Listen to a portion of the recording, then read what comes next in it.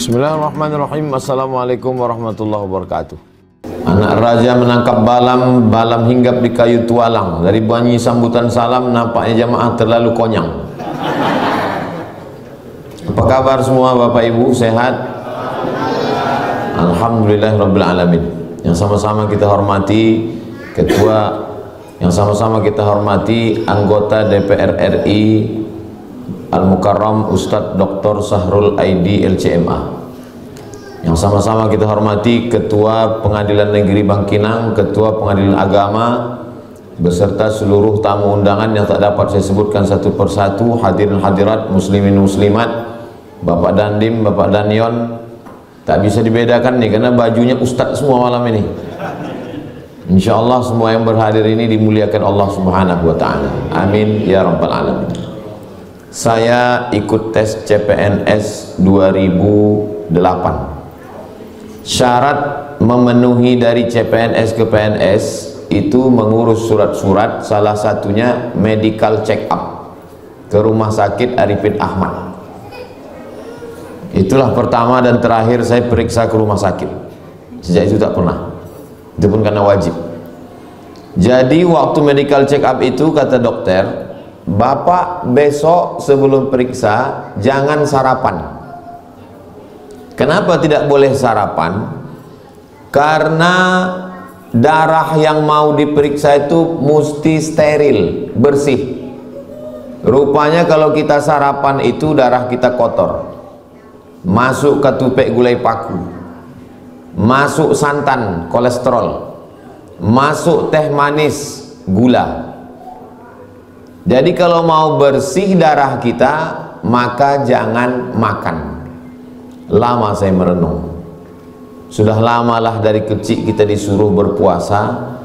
Sudah umur sekian puluh tahun baru tahu rupanya di antara hikmah puasa itu adalah membersihkan darah. Beberapa waktu yang lalu kami ke Malaka membawa keluarga mau check up periksa. Kata dokter, kalau mau cepat Pak, takutnya kalau Bapak besok darahnya masih belum bersih, di hari kedua baru periksa. Jadi 2 malam menginap. Besok biar supaya cepat, besok jangan sarapan sebelum ke rumah sakit. Ingat saya lagi yang beberapa belas tahun yang lalu. Rupanya mau membersihkan darah kita ini diantara cara yang diberikan Allah adalah dengan berpuasa. Tapi jangan gara-gara ini nanti malam niatnya jadi berubah. Nawaitu shauma ghadin an ada'i fardhi syahri Ramadan, untuk bersih darah lillahi ta'ala. Niatnya cukup, tidak usah ditambah, tidak usah dikurang. Bersih darah itu bonus dari Allah Subhanahu wa Ta'ala. Makanya dalam Al-Quran disebut wa antasumu khairul lakum. Kalau kamu berpuasa itu baik bagi kamu. Tapi Al-Quran tak ada menyebutkan apa baiknya. Baiknya carilah sendiri. Itu makanya anak-anak kita setelah dia hafal Quran, bisa baca kitab, tamat pondok, masukkan ke fakultas kedokteran. Dialah yang akan mengungkapkan hikmah-hikmah daripada manfaat puasa ini. Ada hadis bunyinya sumu tasihhu. Kalau kamu puasa kamu akan sehat. Hadis ini dhaif. Tapi hadis dhaif tetap boleh dipakai. Karena hadis puasa kamu sehat bukan dalam masalah akidah, bukan dalam masalah dalil hukum halal haram. Tidak ada periwayatnya yang kadzab, pendusta, penipu, pembohong.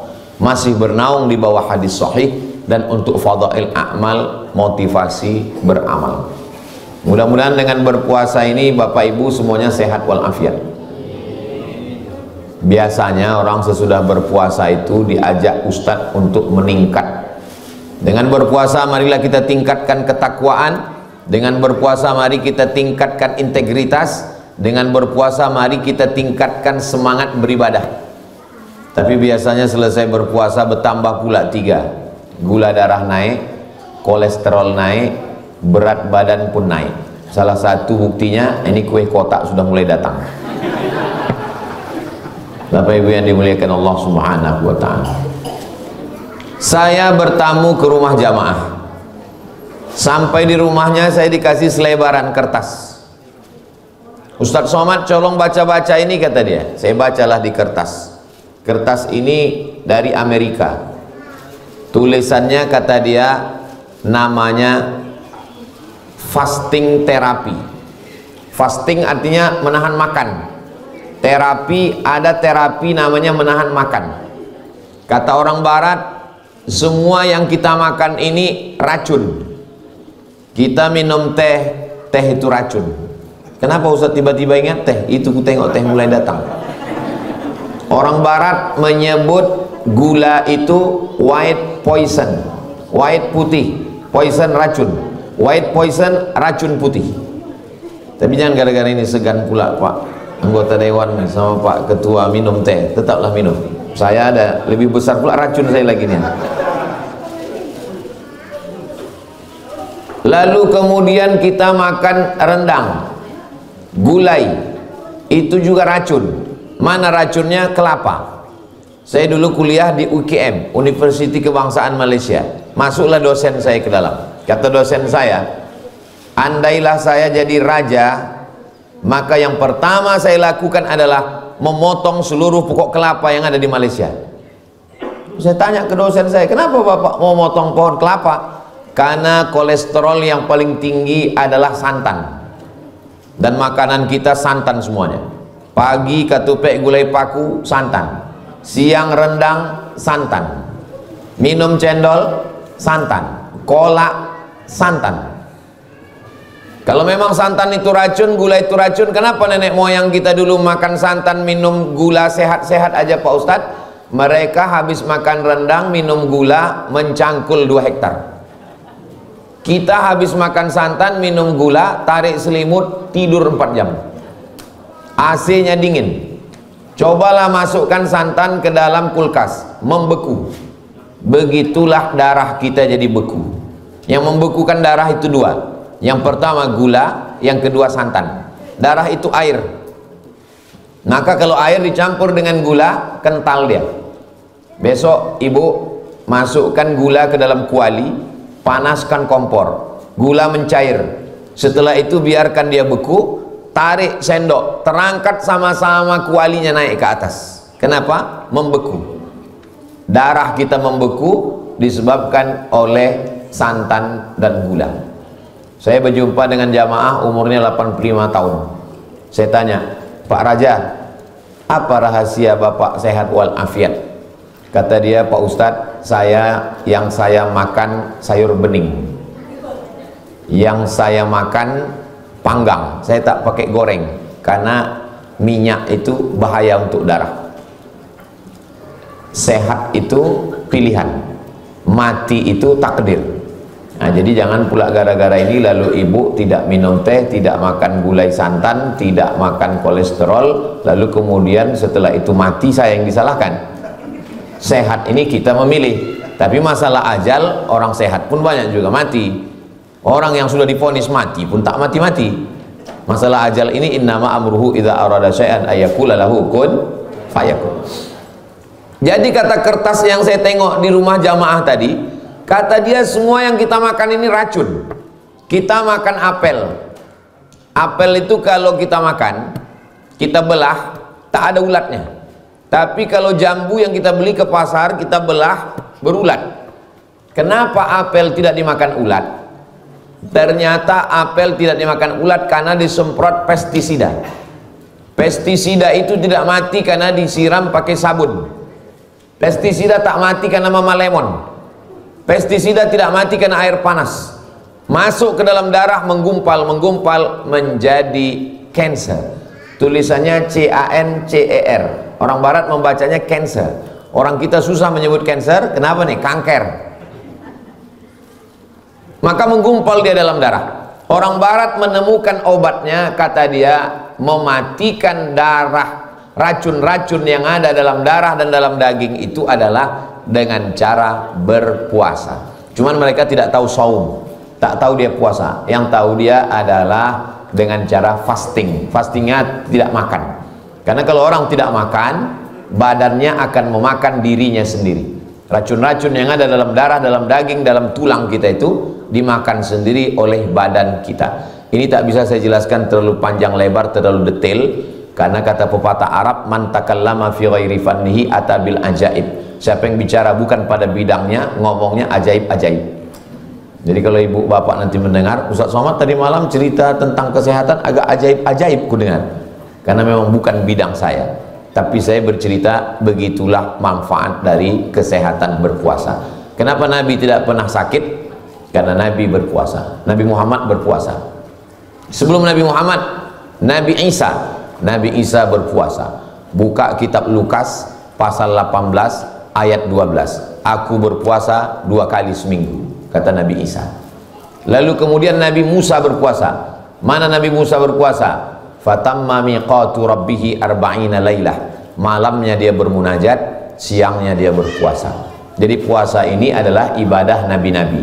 Makanya dalam Al-Quran dikatakan kutiba alaikumusiyam kama kutiba alal ladzina min qablikum. Orang-orang sebelum kamu pun berpuasa. Hanya saja orang sebelum kita itu puasanya lebih berat.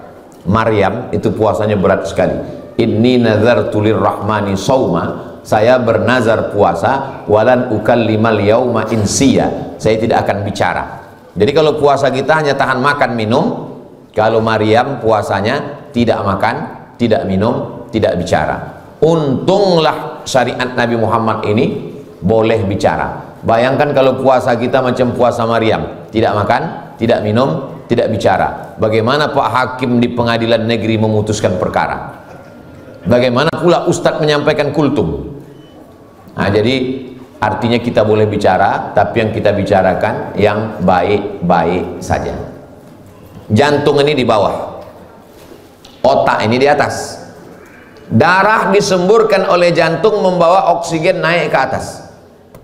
Jantung ini berat dia menyemburkan darah karena darahnya kental, maka diminumlah obat pengencer darah. Terlalu banyak diminum muncul efek samping, kena buah pinggang. Maka darah kita mesti cair. Dengan apa mencairkan darah supaya tidak punya efek samping? Banyak-banyak puasa sunnah. Puasa paling tidak sebulan 3 kali, 3 hari, 13, 14, 15. Kecil kali Pak Ustadz kalau cuma 3 hari, saya sanggup 8, bagus. Senin, Kamis, Senin, Kamis, Senin, Kamis, Senin, Kamis. Kalau cuma 8 hari saya sanggup lebih banyak Pak Ustadz, 15. 1, 3, 5, 7, 9, 11, 13, 17, 15, 17, 19, 21, 23, 25, 27, 29. Puasa Nabi Daud. Kenapa puasa Nabi Daud? Kenapa bukan puasa Nabi Isa? Kenapa bukan puasa Nabi Ibrahim? Kenapa bukan puasa Nabi Musa? Kenapa yang disebut puasa Nabi Daud? Karena Nabi Daud lah yang paling tinggi kekuasaannya. Nabi Daud itu raja. Dan Nabi Daud itu, ini agak berat saya menyampaikannya sedikit. Nabi Daud itu istrinya 100. Puasanya 15 hari sebulan. Ada orang yang istrinya 1 tak pernah puasa sunat. Senyum-senyum Nabi Daud nengok dia. Kata Nabi Daud, aku 100 biniku 15 hari aku puasa, kau tak puasa sama sekali. Nah, ini jadi puasa Ramadan. Makanya kita kalau udah terlatih puasa Ramadan ini, nanti di Syawal kita diteruskan lagi dengan puasa 6. Dan di Bangkinang, Kabupaten Kampar, memang ada hari rayanya khusus. Nah, jadi Pak Ketua yang baru pertama tugas di Kabupaten Kampar, Bangkinang, nanti ada lagi hari raya khusus. Setelah puasa 6, hari raya lagi. Lalu kemudian pula setelah itu ada lagi nanti di bulan Zulqa'dah, Zulhijjah, puasa 10 hari. Ma min ayyamin, tidak ada hari al-amalu salihu fihinna ahabbu ilallah min hadhil ayyamil ashri. Tidak ada hari yang lebih baik daripada puasa 10 hari ini. Itulah dia dari tanggal 1, 2, 3, 4, 5, 6, 7, 8, 9. 9 hari di bulan Zulhijjah. Di tanggal 10-nya puasanya tak sampai sore, hanya dari pagi sampai motong kurban. Habis kurban langsung batalkan puasa dengan makan daging kurban. Jadi hampir setiap hari bulan itu ada terus puasa-puasa. Dan khusus bagi ibu-ibu di Ramadan ini mungkin tinggal 7 hari, nanti bagus sekali diqadha di bulan Syawal 6 hari, puasa 6. Selalu saya kalau mengingatkan puasa ini ibu-ibu, ibu jangan lupa ganti. Rupanya suaminya, istrinya tinggal 7, suaminya 17 hari. Musafir, sakit, famangkana minkum maridan, siapa yang sakit, au ala safarin musafir, fa'iddatun min ayamin ukhar, ganti di hari-hari yang lain. Saya naik pesawat dari Pontianak ke Jakarta. Sampai di pesawat datang pramugari mengasih makanan, kue, air. Saya ambil airnya, saya ambil kuenya, saya minum. Kawan yang duduk di sebelah saya ini tidak makan kue, tak minum air putih. Lalu saya tanya, "Bapak kenapa tak minum?" Kata dia, "Saya puasa." Tapi saya tak Islam Pak Ustaz. Tapi puasa saya tidak tinggal puasa Senin Kamis. Lama saya termenung. Aku yang selalu ceramah, aku pula makan kue ini. Dia tak Islam, tapi dia puasa. Orang yang tidak Islam, kalau dia puasa, pahalanya tak dapat. Karena dalam Islam syarat untuk dapat pahala itu mesti sebutkan password. Asyhadu an la ilaha illallah wa asyhadu anna Muhammadur Rasulullah. Tapi sehatnya dapat. Jadi orang yang tidak Islam, kalau dia jalankan ibadah dalam Islam ini, sehatnya pasti dia dapat. Adapun masalah akhiratnya itu syarat dan ketentuan berlaku. Artinya apa? Kalau kita jalankan ajaran agama Islam ini, sehatnya pasti dapat. Di antaranya adalah dengan melaksanakan puasa-puasa ini. Jadi kata orang barat tadi, terapi fasting itu kata dia, karena makanan kita ini banyak beracun, makanan kita tak basi. Kenapa tak basi? Karena ada antibasi, racun. Kita makan makanan tidak busuk, padahal menurut logika akal ini busuk. Kenapa tak busuk? Pengawet. Pergi kita ke pasar, ikan asin mana yang kita beli? Belilah ikan asin yang dikerubungi lalat. Mana ikan asin yang tak dikerumuni lalat, jangan beli. Kenapa? Karena ikan asin itu sudah disiram formalin. Ternyata lalat lebih cerdas dari kita. Kita membeli ikan asin yang tak dikerumuni lalat, awet ikan asin itu. Kita makan, kita pun ikut awet dibuatnya. Kenapa? Karena ada racunnya di dalam. Jadi semua yang makan makanan kita ini sekarang adalah pengawet, penyedap rasa. Penyedap rasa itu saya tak sebut merek. Siramkanlah dia ke keramik yang berlumut di kamar mandi. Siramkan, nanti malam ambil penyedap rasa di dapur, siramkan ke keramik yang berlumut di kamar mandi yang tak bisa digosok. Besok pagi siram dengan air putih kinclong bersih. Kenapa? Karena bahan kimia yang ada di dalam. Almarhumah mak saya tak pernah masak pakai penyedap rasa. Pantang bagi dia. Dan dia mengajarkan kami begitu. Karena semua ini berefek kepada kesehatan kita. Karena semua yang kita makan ini penuh dengan racun, makanan cepat saji, makanan begitu cepat, maka makanan dengan pengawet, makanan antibasi dan lain sebagainya, akhirnya menggumpal. Cara menghilangkannya kata dia, ini orang barat bukan orang Islam, kata dia, tahan makan 8 hari sebulan. Saya waktu membaca itu tahan makan 8 hari sebulan, Allahu Akbar. Nabi kami sudah mengajarkan 8 hari sebulan, Senin Kamis, Senin Kamis, Senin Kamis, Senin Kamis. Badan sehat, berat badan terkendali dan lain sebagainya. Jamaah banyak husnuzon dengan saya. Disangkanya saya tak gemuk-gemuk ini karena puasa sunat. Padahal saya jarang sekali puasa sunat. Bahkan kalau pergi acara di mana-mana, pernah acara di Medan, kami sedang makan dengan Pak Kapolsek. Saya bilang, "Pak Kapolsek makan." Kata Pak Kapolsek, "Mohon maaf Pak Ustadz, saya puasa." Dalam hati saya, aku yang selalu ceramah puasa, Pak Kapolsek ini pula puasa.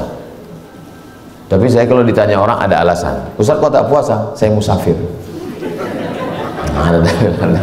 Kata Nabi, "Laisa minal birri as-siyamu fis safar." Bukanlah perbuatan baik kalau dalam musafir itu kita puasa. Untung ada dalil yang membela saya. Karena musafir terus. Saya setiap hari Jumat, Sabtu, Ahad, Senin itu musafir. Jumat ini nanti saya akan musafir ke Jambi. Jumat, Sabtu, Ahad, Senin. Saya di rumah 3 hari. Selasa, Rabu, Kamis itu di rumah. Ini sebetulnya malam ini di jadwal saya di rumah ini. Tapi karena diundang sama Pak Pengadilan, tak bisa tak datang. Takut kita disidangnya nanti di pengadilan. Bapak Ibu yang dimuliakan Allah Subhanahu wa taala. Jadi semua yang diturunkan Allah ajaran agamanya ini adalah untuk kebaikan kita. Cuman tidak disebutkannya dalam Al-Quran. Dikasihnya kita akal untuk memikirkan itu, kita pun ketemulah apa rahasia-rahasia di balik syariat agama Allah ini. Maka itulah perlunya ada di antara anak kita yang jadi pakar gizi, pakar biologi, pakar ilmu bumi geologi, pakar ilmu langit astronomi. Supaya apa? Dialah yang mengungkapkan mukjizat-mukjizat keutamaan kehebatan Al-Quran dan Sunnah. Maka menurut saya anak-anak kita ini sekolah agamanya hanya cukup tingkat atas saja. TK Quran, SD Quran, SMP Quran, SMA Quran, boarding school, pondok pesantren, full day. Nanti masalah kuliahnya terserah dia mau kuliah apa. Dia mau jadi polisi, dia mau jadi tentara, dia mau jadi hakim, dia mau jadi pengacara, dia mau jadi dokter, dia mau jadi spesialis, silakan. Yang penting dia sudah punya bekal, hafal Quran, bisa baca kitab kuning, mengerti akidah ahlu sunnah wal jamaah, rukun iman, rukun Islam. Maka insya Allah agama ini dia tidak terlalu banyak membahas tentang khilafiyah, tapi lebih pada hikmah-hikmah yang ada dalam ajaran agama Islam. Kalau kita kembali kepada ajaran agama Islam, maka insya Allah sholat. Tadi berapa kali kita ruku, berapa kali kita sujud. Qabliyah Isya sujud 4 kali, rakaat pertama 2 kali, rakaat kedua 2 kali. Sholat Isya 4 kali 2 8 kali. Ba'diyah Isya 2 kali 2 4 kali. Sholat tarawih 8 kali 2 16 kali. Witir 3 kali 2 6 kali. Nanti malam tambah lagi bangun tidur tahajud. Sebelum tahajud salat sunat wudhu 2 rakaat kali 2 4 kali. Salat sunat taubat 2 rakaat kali 2 4 kali. Salat sunat tahajud 8 rakaat kali 2 16 kali. Salat sunat hajat. Apa sebetulnya hikmah daripada sujud berlama-lama di dalam bulan Ramadan ini? Ketika kita sekarang berdiri, jantung kita di bawah, otak kita di atas. Tapi ketika kita sedang sujud, otak kita di bawah, jantung kita di atas. Maka di saat sedang sujud itulah sempurna oksigen dikirimkan dari jantung ke otak. Makanya kalau mau sehat, banyak-banyak sujud. Saya nggak percaya tuh Pak Ustadz, buktinya orang Islam sering-sering sujud, kenapa dia stroke? Kenapa kurang oksigen ke otak? Yang salah bukan sholatnya, orangnya terlalu cepat. Sholat patu ayam, macam stempel pos. Belum lagi darah itu sampai ke otak, dia sudah berdiri. Baru sampai tengkuk dia sudah berdiri. Kalau bolehlah darah itu bercakap, apanya maksud kau ini? belum sampai lagi ke otak. Makanya Nabi itu sujudnya lama sekali. Subhana rabbiyal a'la wa bihamdi, subhana rabbiyal a'la wa bihamdi, subhana rabbiyal a'la wa bihamdi, subhana. Kata Imam Al-Hasan Al-Basri, sujud yang paling sempurna tasbihnya 7 kali. Subhana rabbiyal a'la wa bihamdi, subhana rabbiyal a'la wa bihamdi, subhana rabbiyal a'la wa bihamdi, subhana rabbiyal a'la wa bihamdi, subhana rabbiyal a'la wa bihamdi, subhana rabbiyal a'la wa bihamdi, subhana rabbiyal a'la wa bihamdi. Makanya ada tarawih-tarawih yang imamnya Valentino Rossi.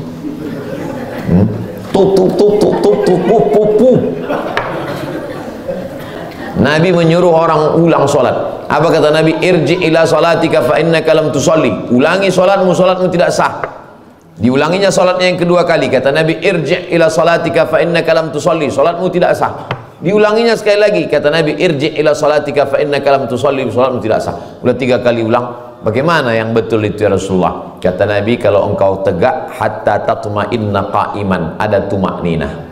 Kalau engkau ruku hatta tatma'inna raki'an, ada tumakninah. Subhana rabbiyal azimi wa bihamdi. Hatta tatma'inna sajidan, ada tumakninah. Nah, jadi malam ini kita ada tumakninahnya. Besok malam masjid-masjid yang ada tumakninah lanjutkan. Yang tak ada tumakninah kasih tahu ke pengurus masjid supaya diadakan kudeta. Dicari imam yang ada tumakninah, karena sholat itu penuh dengan rahasia. Di antara rahasianya adalah kesehatan, tapi sholatnya tetap niatnya lillahi ta'ala. Jangan pula gara-gara ini sholatnya supaya sehat. Sehat itu bonus dari Allah subhanahu wa ta'ala. Dengan memperlama sujud itu, maka pikiran kita tenang, karena sempurna oksigen dari jantung naik ke otak. Jantung kita ringan kerjanya. Orang mati mendadak biasanya karena serangan 2, serangan jantung sama serangan Israel. Serangan jantung. Belum pernah lagi kita bertanya sama jamaah, Perasaan tahun lalu saya tarawih di masjid ini ada bapak fulan, udah meninggal Pak Ustadz, mendadak. Kenapa dia mati mendadak? Kena kurap. Tak ada. Orang mendadak karena serangan jantung. Ada orang meninggal mendadak tak pakai sakit, itu pasti jantung tuh Pak Ustadz. Karena biasanya yang meninggal mendadak itu jantung. Berat jantung itu bekerja. Kenapa? Kerja jantung apa? Kerja jantung menyemburkan darah. Darah yang disemburkannya tidak sehat, darahnya kental, darah penuh dengan kolesterol, penuh dengan minyak, penuh dengan gula. Maka dengan berpuasa sehatlah kita. Dengan itu kita meyakini bahwa ajaran agama ini bukan dogma doktrin. Yang penting sholat, yang penting puasa, jangan tanya-tanya. Banyak tanya masuk neraka, banyak tanya Yahudi. Enggak. Banyak sekali ayat-ayat Al-Quran itu adalah pertanyaan-pertanyaan. Yas'alunaka 'anil khamri wal maisir, yas'alunaka 'anil mahid, yas'alunaka 'anil ahillah, yas'alunaka madza yunfiqun, yas'alunaka 'anil yatama, yas'alunaka madza yunfiqun, yas'alunaka 'anil anfal, wa idza sa'alaka 'ibadi 'anni fa inni qarib. Banyak sekali ayat Al-Quran itu berdasarkan pertanyaan. Makanya saya kalau menyampaikan tausiah itu 60 menit, 30 menit materi, 30 menit tanya jawab, 10 menit lagi udah habis materi ini. Bapak Ibu yang dimuliakan Allah Subhanahu wa taala, maka selama bulan suci Ramadan ini kalau bisa masaklah menu-menu yang sehat. Saya kalau undangan di berbagai tempat, orang kalau mengasih makanan yang terbaik itu dikasih ke ustaz. Kalau saya dikasih makanan, kepiting, udang, lobster, semua itu disediakan, dikasihkan ke ustaz. Mana yang paling beracun, itulah yang dikasih ke ustaz. Undanganlah saya ke tepi laut di Singkil, Aceh. Diletakkan orang itulah kepiting sebesar piring, udang, lobster. Di situ ada ketua DPRD, bupati, dan dim Kapolres. Satu pun tak ada yang mau makan kepiting itu. Saya bilang, kenapa tak kalian makan? Kolesterol Pak Ustaz. Saya bilang, saya ajarkan doanya. Kalau bapak makan, insya Allah Bismillahilladzi la yadurru ma'asmihi syai'un fil ardi wala fis sama. Kusebut nama Allah. Kalau sudah kusebut nama Allah, tidak ada yang bisa memudaratkan baik di bumi maupun di langit. Terus kalau kami habis makan ini Pak Ustaz, jamin tidak naik. Itu tak tanggung jawab saya sudah. Banyak orang ini bercakap tak betul. Kata dia kambing mengandung kolesterol. Itu kalimat tidak betul. Mana pula ada kambing mengandung kolesterol? Kambing mengandung anak kambing, mengandung kolesterol. Apa betul kambing itu membuat darah tinggi? Kata dokter ternyata tidak. Saya ini banyak kawan saya dokter. Saya ceramah di IDI, Ikatan Dokter Indonesia. Apa betul Pak Dokter kambing itu membuat darah tinggi? Kata dia tidak Pak Ustaz. Makanya Nabi makan kambing. Tak ada hadis menyebut Nabi meninggal karena darah tinggi, tak ada. Lalu apa yang membuat darah tinggi itu? Bukan dagingnya Pak Ustaz, kecapnya sama garamnya. Justru yang membuat darah tinggi itu air putih. Cobalah orang pergi ke rumah makan, lambat air putih itu datang. Mana air putihnya? Gitu. Naik darah tinggi kan? Jadi sebetulnya yang menjadi racun itu adalah pola makan kita. Makanya Nabi mengajarkan kita disuruhnya kulu, makanlah, washrabu, minumlah, tapi ada remnya di ujung, wala tusrifu, jangan berlebih-lebihan. Semua yang berlebih itu tak baik. Kul, makanlah, washrab, minumlah, walbas, berpakaianlah, watasaddaq, bersedekahlah, min ghairi sarafin wala makhilatin, jangan berlebih-lebihan dan jangan untuk sombong. Ada orang makan sekarang untuk sombong? Ada. Orang sekarang ada makan untuk sombong.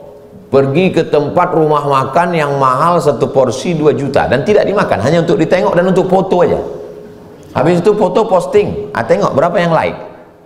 Ini makan hanya untuk sombong. Dalam Islam kita diajarkan makan secukupnya. Jam 2 siang pergilah ke jembatan Sungai Kampar di Bangkinang, arah ke Bangkinang seberang. Tegaklah dia itu, tegaklah di atas jembatan itu menengok air ke bawah. Itu menengok teh tarik itu di bawah. Kalau di siang Ramadan melihat mobil warna merah pun macam semangka. Ibu hati-hati, jangan pakai jilbab merah. Di siang hari semua air danau mau kita minum, semua mau kita makan. Tapi begitu berkumandang azan maghrib, Allahu Akbar, Allahu Akbar. Kalau bapak mendengar azan, tanya dulu istri, yakinkan itu azan maghrib. Karena di bulan Ramadan ini semua azan itu bunyi azan maghrib. Ketika azan maghrib berkumandang, masuk 2-3 teguk air, masuk ke rumah 135, mana hawa nafsu siang tadi hilang. Makanya banyak sekali kalau istilah almarhumah emak saya, lapamato. Lapamato itu maksudnya mata aja yang lapar. Jam 6 sore itu semua mau kita beli, itu lapamato namanya itu. Begitu sudah masuk 2-3 teguk, hilanglah lapar itu. Bulan puasa ini kita sedang diajarkan hakikat hawa nafsu. Hawa nafsu itu tidak bisa didefinisikan. Hawa nafsu itu langsung dirasakan. Apa ada manusia yang tak ada hawa nafsunya Pak Ustaz? Tak ada. Nabi pun ada hawa nafsunya. Dan Islam bukan menyuruh kita menghilangkan hawa nafsu. Islam membuat kita menempatkan hawa nafsu pada tempatnya. Maka silakanlah makan. Sampai kapan nafsu ini hilang? Madamat arwahuhum fi ajsadihim, selama ruh bersemayam dalam jasad ada hawa nafsu. Jadi kalau ada orang risau saya dengan hawa nafsu saya nih Pak Ustaz, jangan risau. Nanti kalau sudah berpisah ruh dengan jasad, hilang sendiri itu. Lama hidup banyak dirasa, jauh berjalan banyak ditengok. Bapak ibu yang sudah berpengalaman, pernah bapak ibu menengok mayat minta sarapan pagi? Tak ada. Kalau sudah berpisah ruh dengan jasad, dia hilang sendiri. Maka selama hayat di kandung badan, selama ruh berada dalam jasad ini, kita disuruh mengendalikan hawa nafsu dengan puasa. Dari mulai terbit fajar sampai tenggelam matahari. Terbit fajar itulah dia azan subuh, tenggelam matahari itulah dia azan maghrib. Dan kita puasanya tidak terlalu lama. Kita puasa hanya sekitar, kalau Pekanbaru sahurnya azan subuh jam 5.10, maka berbukanya jam 6.30, berarti kita berpuasa hanya sekitar 13 jam setengah. Hanya 13 jam. Tapi di Eropa, di Jerman, ada yang berpuasa sampai 18 jam. Di Mesir kalau udah musim panas 16 jam. Alhamdulillah, takdir saya 98 di Mesir pas musim dingin, jadi tak terlalu lama. Tapi pas adik-adik kelas saya itu 1 tahun mundur 11 hari, 11, ada yang takdirnya pas puasa bulan Agustus. Beriman kepada takdir baik, takdir buruk lah.